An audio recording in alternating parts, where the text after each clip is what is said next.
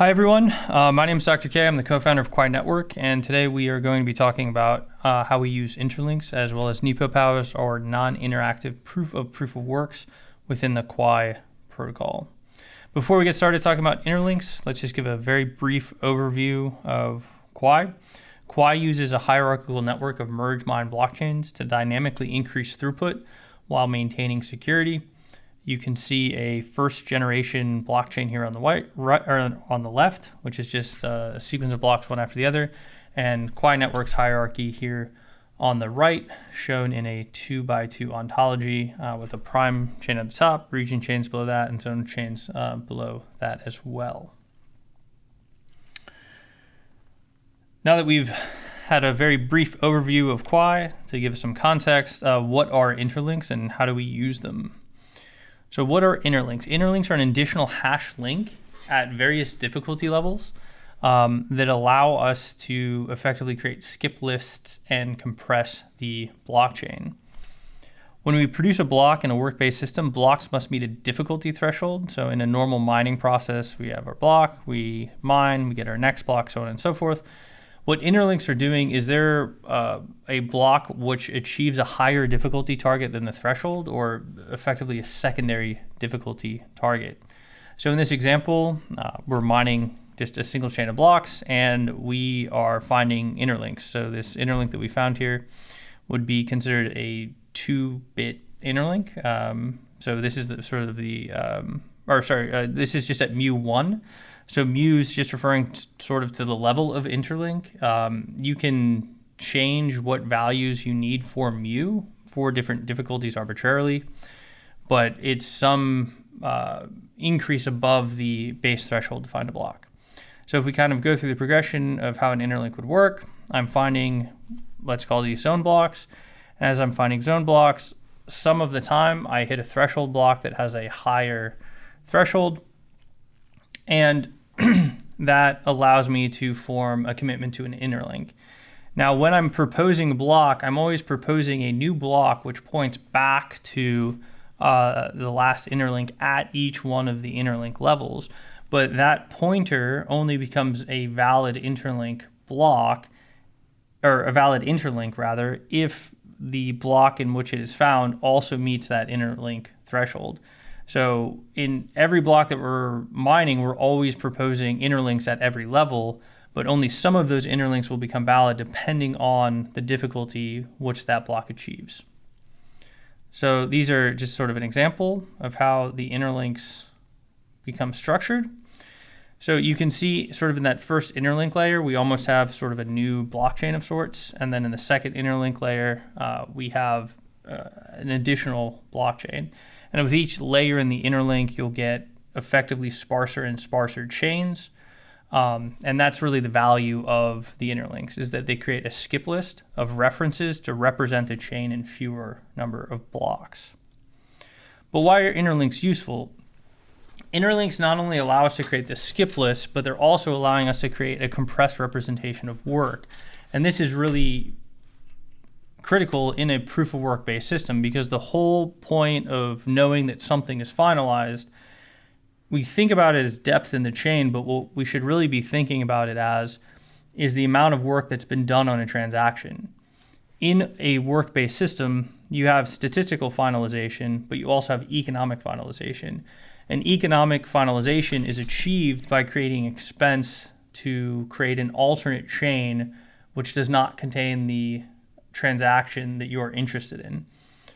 So the further back in the chain a transaction is, the more economically finalized it is, because the more expensive it becomes.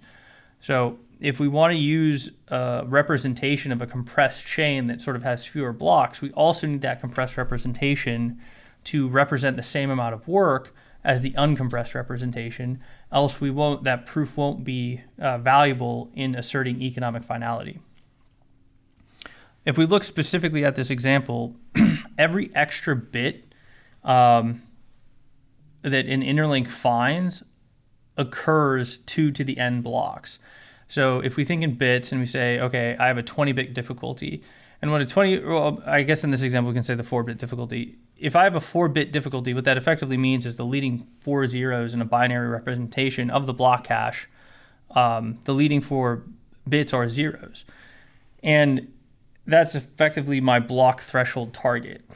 And if I have a threshold target that's plus 2 bits, it would say, what is my threshold target plus 2 more bits? So in this case, 6 bits. And that would be sort of your 2-bit threshold for an interlink level. We could consider this 2-bit threshold to sort of be this mu is equal to 1 interlink level. Now, the interesting property of this, though, is the likelihood of finding this plus 2-bit interlink, because it happens 2 to the n blocks, in this case, 2 being the extra number of bits, 2 to the 2, or every 4 blocks. What ends up happening is if we have 2 2-bit blocks, they're equivalent to 4 threshold blocks. And that's really one of the powers that is happening with these interlinks is if I think about the likelihood of finding a 2-bit block, right, I find that 1 every 4 blocks. So if I show you a link between 2 of the 2-bit blocks, that's equivalent to showing you 4 threshold blocks, if that makes sense. So the power of the interlinks is not only are they creating a skip list, but they're also creating a skip list that has still the proof that an equivalent amount of work has been done on the sparse representation of the chain. And this is because of the random nature of the interlinks. It allows us to use them to prove the work that's been done in the blocks. So how are interlinks used in Quai? Shared dominant interlinks create references in a multi-chain environment. So we're actually heavily already using interlinks within the Quai network, if people are aware of it or not. And the way that they're used is, again, this is sort of a representation of this interlink in one-dimensional representation, but let's put this into a 3-dimensional representation, and then let's add a second chain. And when you do that, you can see that the hierarchy of blockchains that form the backbone of Quai Network are actually just a 3-dimensional multi-chain representation of interlinks. And that's exactly really what a dominant block is. It's a form of interlink. It's just a form of interlink in a multi-chain environment. So all coincident blocks that we create within Quai Network are indeed an interlink, and that forms the backbone of the protocol. We're actually, if you really want to think about how the system is working, every block that we're creating is effectively, it's not a NeoPoW, it's actually a PoW, so it's an interactive proof of work. And that is what's allowing the chains to coordinate and effectively, quote unquote, trust each other against state transitions that they can't fully validate. But that is the mechanism by which we get objective hash-linked references between the chains, and we're able to consume references from one chain in another. Now, let's talk about concise proofs.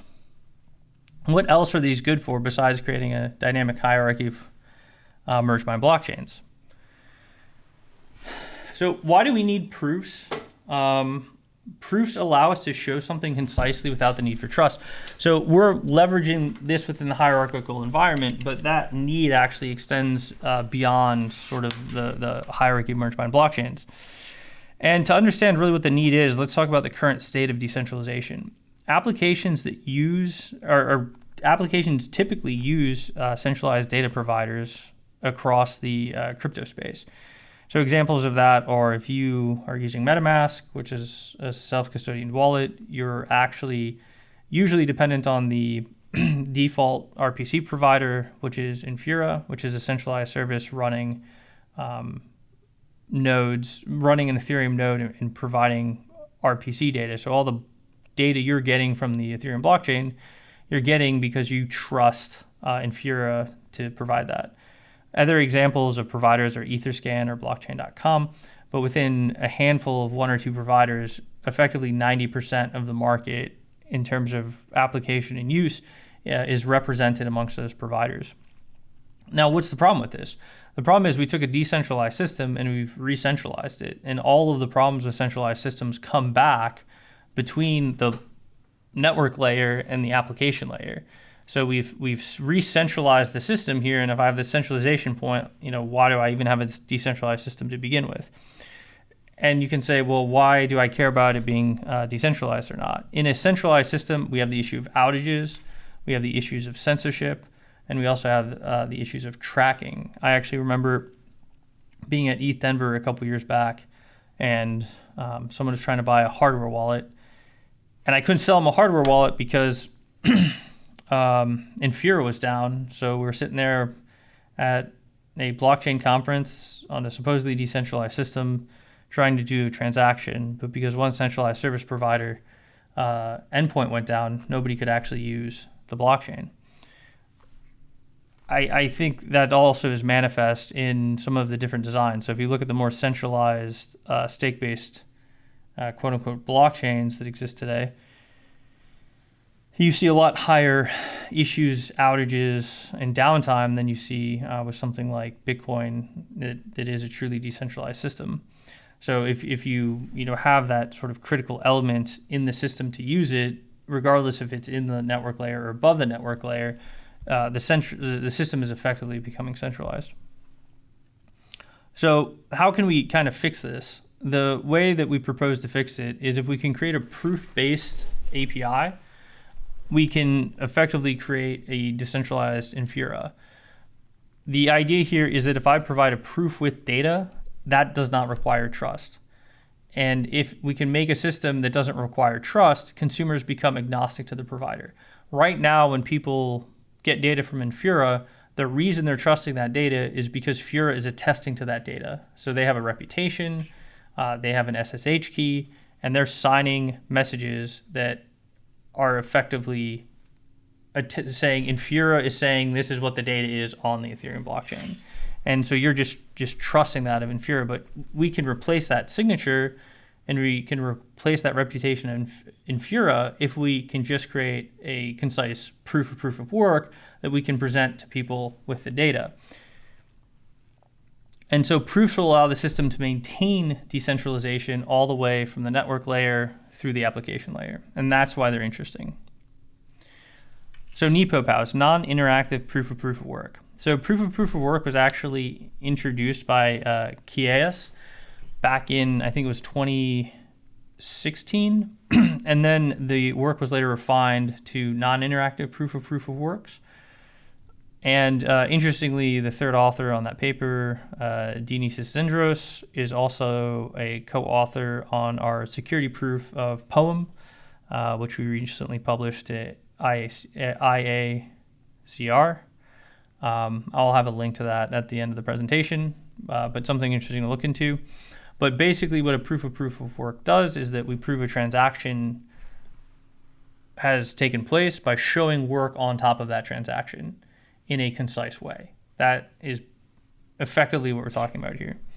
The implication of being able to do proof of work is that with somewhere between 3 and 5 kilobyte proofs for a generic API query, you no longer have to trust the response of the query because the proof will prove that response to be true.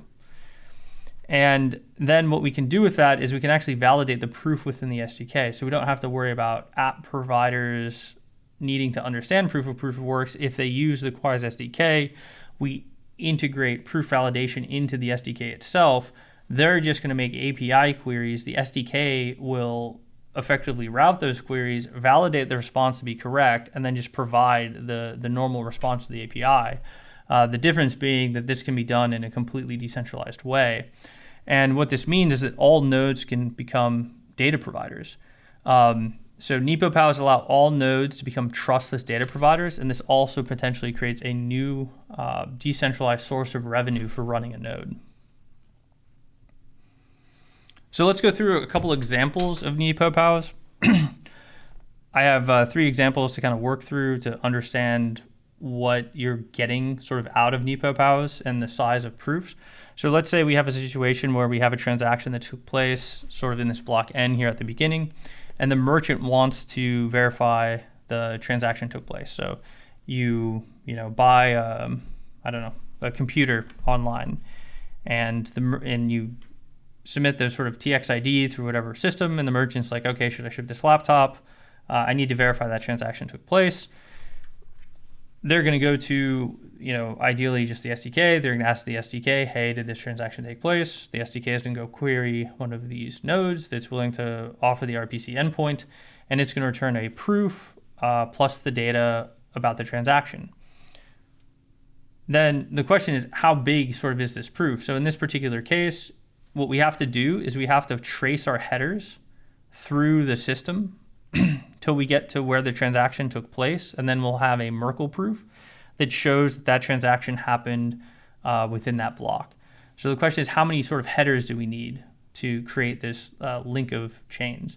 So if you look at this example, we need 6 headers, and each header is about 500 bytes. So our proof size without the Merkle proof will be about 3 kilobytes. This represents approximately 20 minutes of work and is equivalent to about 100 zone blocks. So if I didn't have these sort of dominant blocks or these interlinks within the system, I would have to use 100 zone blocks to create this proof at 500 bytes per block. So your proof would end up being about 50 KB rather than 3 KB. In a second example, let's say we want to show a transaction that's a few days old. So a transaction took place in a block. A landlord wants to verify a rent payment. In this example, I don't present here the infix. I just add 3 headers to account for the infix part of the proof. But in doing that, we should have about 7 headers for this proof, which would represent about 3.5 kilobytes. And that's approximately 2 days of work, or 12,800 zone blocks. So again, if we looked at 3.5 kilobytes versus 12,000 zone blocks, I didn't actually do this math beforehand. Let's see if I can get it. So you're roughly talking about 600 kilobytes for this number of headers. No, that's 6 megabytes actually. Yeah, that's 6 megabytes. So if we didn't use a proof system here, this would be 6 megabytes versus 3.5 kilobytes. If we didn't have an interlink-based proving system, if we were just to do a straight chain proof-based system.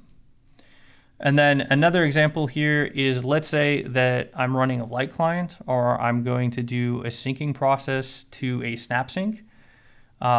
This is actually what Max sort of alluded to at the beginning of the call. And I'll go into that a little bit more.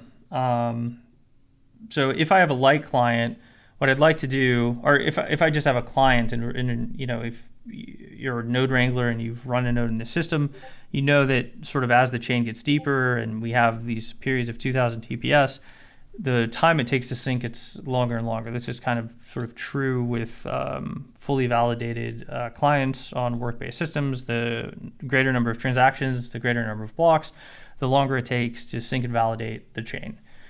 Now, that being said, what you can do is, I don't necessarily have to validate everything. I can effectively get a proof that says, hey, I have a proof that this much work was done on the state at this point after that happened, right? So if you show me a proof and it shows that work was done for the next 3 days, I can trust that that original state point is trustable because it's been worked for 3 days after the fact.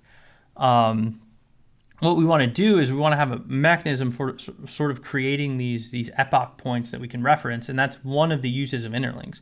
So when you talk about snap syncing, what you'll end up doing is you'll end up snap syncing, say, on interlink level 2, 3 blocks back. So like 3 interlink 2 blocks back. So you create this decentralized mechanism of referencing so that I can still create concise proofs of that state. So instead of having to sync the whole chain, I can sync to this provable point through a snap sync process, and then only have to fully sync and validate after that. So you can make something that effectively grows linearly with chain and throughput. I can make it so that you can always get to, say, 3 days of the tip, and you'll only ever have to really sync 3 days worth of data within the system. It also allows for trimming. So we can use the references of interlinks, say, instead of 3 days back, say we say 30 level 2 interlinks back, we can make it so that the default behavior of a non-archival node is to trim after the 30th level 2 interlink. And then what that means is if you're asking for data from any node within 30 days, you'll be able to ask any node for it. If you go outside of that 30-day window, unless you're doing it within a concise proof environment, you're not going to actually be able to get specific transaction data, so you'll have to go ask an archive node. But what that allows us to do is that allows us to keep the hard drive requirements and the state requirements for people a lot lower. So if we trim on sort of a 30-day increment, even if we're running 2000 TPS, a single shard should be able to get away with a terabyte hard drive in perpetuity. But that's only because we're trimming on those interlinks. So interlinks do a couple other things for us here, which is they allow us to sync quickly, and they also allow us to trim data. And I might have a whole other presentation specific to that subject. I was just kind of trying to introduce interlinks in this presentation. But in one of these processes where I want to do the snap sync, to be able to trust that snap sync point, I need to know that I have a common genesis block so that I know I'm like not being lied to about what the sort of interlink point, the snap sync point is.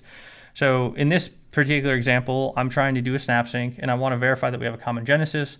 It would require 10 headers. Again, I'm assuming 3 for the infix.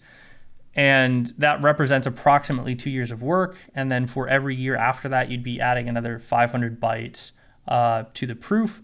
And that represents approximately 5.3 million zone blocks.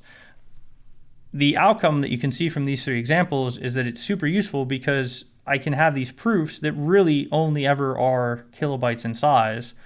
And I can effectively prove anything over any period of time by using these compressed representations by leveraging the interlinks. And then aside from talking about... Hey, before you keep going, I got a bunch of good questions in the chat. Is this like a good spot to maybe answer some of those? Yeah, let me just do this slide and then we'll do questions. Cool. This is the last one. So the last thing I just wanted to mention kind of as an aside is we have completed a security proof on POEM, or proof of entropy minima. It was done in a single chain synchronous setting. What we've showed that in that single chain synchronous setting, which POEM wasn't really designed for, we are still significantly better than Bitcoin. We can reduce the confirmation delays by almost 30%. We can increase throughput again in a single chain environment by 16%. We have posted this to IACR, links provided, and we have also submitted this to CCS as a peer-reviewed submission to a conference. You will note that one of the co-authors here is Dionysius Zendros, who was the author on the NeoPoW papers and affiliations between Dominant Strategies, Common Prefix, University of Athens, University of Texas, and Stanford. The future work that we need to work on after this to sort of rigorously prove what we're doing here at Quai Network is we need to extend this proof to a partially synchronous setting, and we also need to extend it to a multi-chain setting. I will just note here, we started with the security proof in a single chain setting because it provided a manageable start point for the mathematics. If you read this paper, I think it's about 30 pages and it's slightly mathematically dense.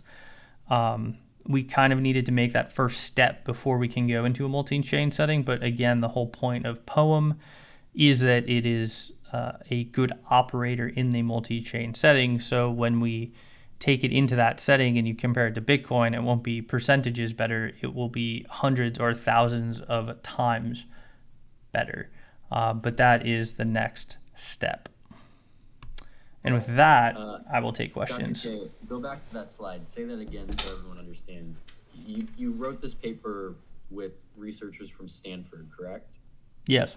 And you mathematically proved that this consensus mechanism is more efficient than what's currently implemented in Bitcoin. We mathematically proved and we empirically simulated that it's better than Bitcoin. So, yeah, just wanted to reiterate that this is a very real research paper written by real PhDs and Stanford researchers that proves mathematically that Quai is a more efficient use of proof of work than Bitcoin. That's a pretty big deal. So congrats on that, Dr. K. Yeah, appreciate it. Got some really good questions here. So Kishore asked about peering. how do nodes choose which peers to connect to? Do they choose by the lowest ping? If my node is far away from others, will it just be constantly kicked out by faraway nodes to change to closer ones?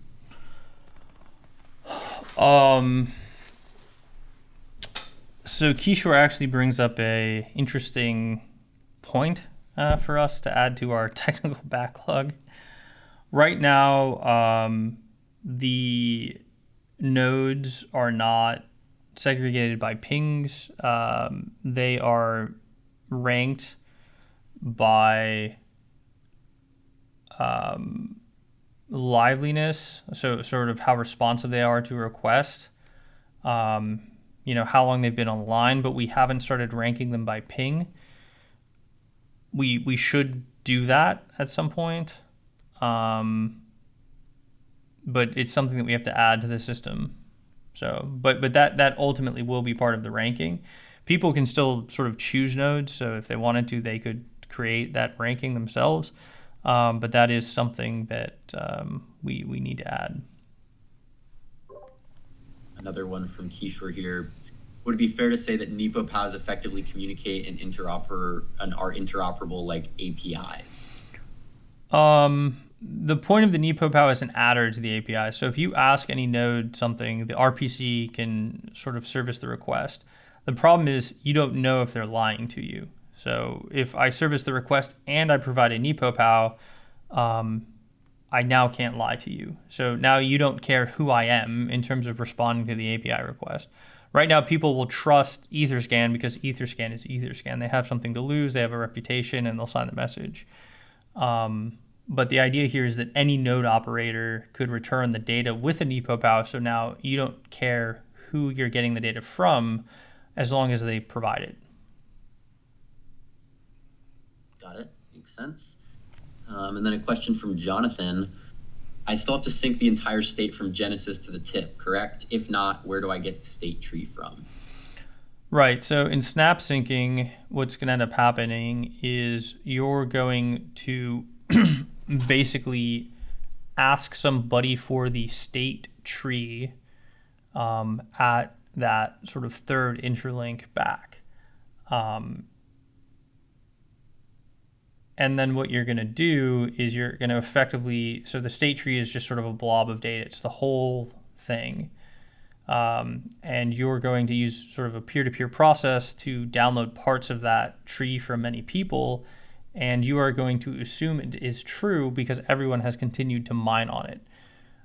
So you're not syncing from Genesis. You're effectively getting a proof that this point points back to Genesis and has also been worked for some time into the future, i.e. 3, second level interlinks. And then you're just accepting that as fact at that point, because you're basically saying if this has been worked on for 3 days, then this state must indeed be true. Is effectively, so like that is a finalized point. So I don't need to validate it. I can just accept it as being true. I accept it as being true, and then I sync to the tip. So then you can always sync over a fixed time interval with sort of a fixed number of blocks, no matter how long the chain has been running. And everyone will still have the option to sync from Genesis if for some reason they don't want to trust that snapshot, correct? Yes. Yeah, they can sync from Genesis. I mean, it's just very, very costly. Right? And at some point, right, and you could potentially like modify your interlink depth. So if you don't trust 3 days, you could say, well, I trust a month. So it's not necessarily a binary that you need to go all the way back to Genesis to get confidence in the snapshot point. Got it. And has this been implemented in any other like proof of work networks, or is Quai the first to implement this kind of mechanism? So other networks do snap syncing. I don't think there's any other network that does it on an interlink with NeoPoWs. So effectively what happens is you just kind of like trust the nodes, and they'll say, hey man, I got a snap sync point. And then you'll just start downloading that point, hoping that they're not sort of trying to screw with you. With this mechanism, someone could propose me a snap sync point. I could then get proofs to validate that we have a common genesis, and this has been worked to depth, which is sufficiently interesting to me to trust it before I even start downloading the snapshot. And so then the other thing that happens there is, instead of just saying this is an arbitrary, 1,000 blocks back, we're saying this happens every time that you get an interlink. Got it. Then this might be a dumb question. This one's coming from me, but is there any risk of, withholding or selfish mining when it comes to interlinks, where people will be able to, hold back this big block and reorg a bunch of stuff? Yeah, so I mean that's an interesting question, right? So you think about coincident blocks. Coincident blocks are interlinks, right, in our system. The way that we make it so those don't hurt us from a consensus standpoint is POEM. So if I look at a zone block in Iron Age, I think it's running around 40 bits of difficulty. A region block is about 45 bits if your zone block's 40. So that means for every zone block, every 32 zone blocks you find, you'll find a region block, statistically speaking. So what ends up happening, because we're using that entropic treatment rather than like the straight difficulty treatment, the region block really can't be withheld because it's only worth 1.1 zone blocks. Right. And that, I think, was one of the big things that we've realized when it was POEM, was like switching from that top down to bottom up, as the leader. Yep, that's right. So yeah, that makes sense. This is less related to interlinks, but I still think something, interesting to discuss. So someone asked, I am Strong Hands asked, will Quai have its own mining machines like Caspa has for the people that don't want to mine with GPUs? There also can be revenue and a market there for selling the miners. Yeah, I mean, that's not something we would take on, but, if the incentive exists and there's money to be made, somebody will take that on, right? So, I mean, I think he's asking more specifically, like, will Quai be ASIC mineable or GPU mineable, and what was like thought process behind that? Yeah, the goal is for Quai to be GPU mined. The reason that we like GPU mining over ASIC mining is because there's a couple of reasons. One is we think it sort of lends itself to more bespoke mining operations. There's sort of a lower barrier to entry, and there's people that can just participate as a hobby with dual use hardware. And then maybe the second more important point is just geostrategically, it is much easier to control the production and distribution of an ASIC than it would be to limit the distribution of a GPU. Do you see there being like any conflict or competition with the AI market, given that that's so heavily like GPU based as well? I mean, there's competition in terms of getting the product, but having more alternative use cases makes the G that's part of GPU more general, makes it bigger, which is the point of a GPU. So it enhances the property that we're trying to achieve. Yeah, I think that makes a lot of sense. Like, to ban an ASIC, you're banning AI. Right, like to ban Quai mining, you're banning AI at that point as well. So I think that's right. I mean, there's other things we do, right? We do, but besides AI stuff, right? You do, graphics, you do gaming. Gaming, yeah. I mean, that you need GPUs for, but having another just massive thing like AI in that mix, it just reinforces the need for GPUs broadly. Are you a GPU miner, Dr. K? I have only ever GPU mined. Interesting. Yep. Fun fact. I don't really see any other questions in the chat, but I think this was overall a pretty solid presentation. I learned a lot. I think that the interlinks are pretty important, and obviously this will be posted on YouTube for everyone that wants to give it another watch, or for anyone that joined a little bit late. All of this will be available on the Quai YouTube in about a week or so, probably. Dr. K, do you have any kind of closing thoughts? Anything you want to say to the people? We're making a lot of progress. There's a lot of issues up on GitHub, working as fast as possible as it gets to golden age. If there's any developers that are interested in contributing, there's a lot of issues. Like I said, if you take one on and do a PR, we'll certainly review it. And, over time that could lead to other things. But, yeah, I appreciate everybody for coming. Appreciate everyone's interest in the project.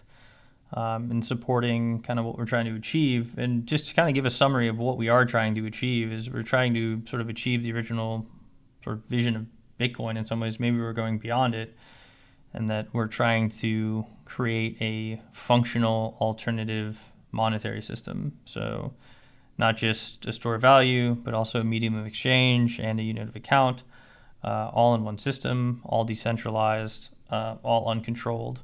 And that is really what we're trying to do here. So appreciate everyone for coming. Yep. Thanks everyone for being here. Thank you, Dr. K, for taking the time out of development to come share what's going on in the back room here.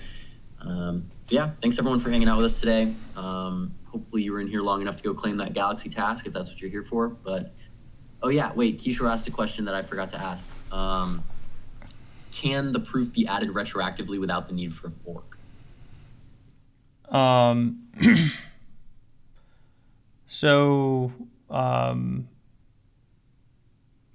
Proofs can always be created, right? Like they're created from the chain data based off what you specifically are trying to prove. Because everything is hash linked, so when a transaction happens, it is hashed. That hash rolls up as a commitment to a header. The header is then hashed again, which is then linked to the next header via a hash link. You can't actually mutate any data that's within the set after it's been committed to. So you can always create a new proof, but you can only create a proof to data which already exists. So there's actually one other question that I think is a little bit interesting, which is the CASPA question. Yeah, go for it. Yeah, so just talking about CASPA, the difference between CASPA and Quai, there's a couple differences. What CASPA is doing is effectively creating an unordered DAG, where we have sort of a strict hierarchically ordered system. That's the root of the difference. But that has huge implications in terms of the outcome. With CASPA, they are effectively allowing blocks to interfere with each other, and then they are resolving conflicts after the fact. And that becomes sort of an MP hard problem depending on sort of how fractured your DAG is and how many transactions you're trying to process. And it also becomes inordinately more expensive when you move outside of the UTXO environment.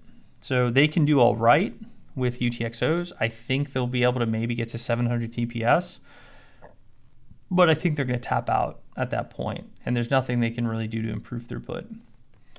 Within a ordered hierarchical system, we resolve ordering before we create a block, not after we create a block. So our computation of state transitions is always finite, and is always non-interfering amongst the different blocks. So what that means is we can do things like account-based systems. So like CASPA will never really have account-based systems. They will never really have expressive smart contracts. We have smart contracts on account-based ledgers, and we also have UTXOs. Now, the other thing that isn't obvious about the difference is that it allows the miners and the nodes to actually run as shards, meaning they don't have to transmit all the data and they don't have to store all the data in our system, whereas they would in CASPA. So we have shards, we have threads, and then the other thing that we were talking about earlier is that we also have subnets. And none of those things are compatible with CASPA. So unlike Caspa, which will tap out at 700 TPS, we're optimistic we will be able to get to 1,000, potentially 1,000 TPS per shard, and we have a total limit of 256 shards in the system, which means we'll cap out at 250,000 transactions per second. So I think that was a great comparison, and just like staying on that note, someone else mentioned ethereum. I don't know how familiar you are, but it's also a new proof of work network. How would you say Quai compares to ethereum? Yeah, as far as I can tell, all the proof of work systems are either running this sort of unordered DAG, or they're running eventually referential shards. But they're not running I shouldn't say shards, they're running eventually referential chains. So the problem is, in both of those architectures, they suffer from the same thing, which is I can't create multiple threads. I can't necessarily resolve ordering only in blocks. I might have to resolve ordering of transactions post-block production. I can't have sharded data sets. I can't have data only propagated to certain parts of the network because I'm not actually able to shard the network, and you certainly can't achieve subnets. So again, unless you have one of these ordered hierarchical structures, multi-threading's off the table, sharding's off the table, and subnetting's off the table. No matter what structure you come up with, unless it looks like this structure, you can't do those three things. And those three things are how you don't get to the next step in blockchain evolution, but you get to the final step in blockchain evolution. Perfect. I think that's a great note to end on. I don't see any other questions, but thanks everyone for hanging out with us in here. Hope your questions got answered, that you learned a little something today. Again, these will be on YouTube, so we'll make sure to have that up there as soon as we can. But thanks, Dr. K, for your time. Thanks everyone for joining, and we'll see you. We've got a bunch of events coming up. What's the next one? Tomorrow I'll have my ops hours. We'll do the chess challenges. This Friday we'll have Quai Friday with ice cream swap. And then next week we'll be starting the week all over again with, I don't think we'll have trivia next week, but there'll be, more ops hours, another Dr. K ops hour. It's a lot of fun stuff going on. When's the Battle Royale, Max? Oh yeah. For anyone in here, we've been chatting about this internally a little bit. I think this weekend, probably on either Saturday or Sunday, we'll do like a Quai Battle Royale. If anyone's played the Quai Battle game on chain that someone made, that's a fun little multiplayer game. So I was thinking this weekend we might do a little competition where we announce, at a certain point, whoever's top 5 on the leaderboard at this time gets XP or something, some reward or galaxy points or something else. So you should drop that link if you got it handy. Yeah. Someone dropped it earlier. Let me find it. But anyway, it's kind of fun to see these things getting built on chain. It's also a little bit distracting because every time something like new happens in the back room, I always have to kind of put like a time limit on the distraction. Yep. Debs, stop playing with the chain. Back to work. Yeah. Jonathan was king of the map, and I'm like, you got to close it, man. Like, no more. You just got to close it. I've been working for this. I know. He's like, no, man, I'm the king. I'm like, no, you got to get back to work. Love it. All right. Anyway, cool, guys. Work for you, Dr. K. Yep. We'll see y'all soon. Have a good day, Dr. K. Yep. We'll see y'all later. Yep. Bye, everyone.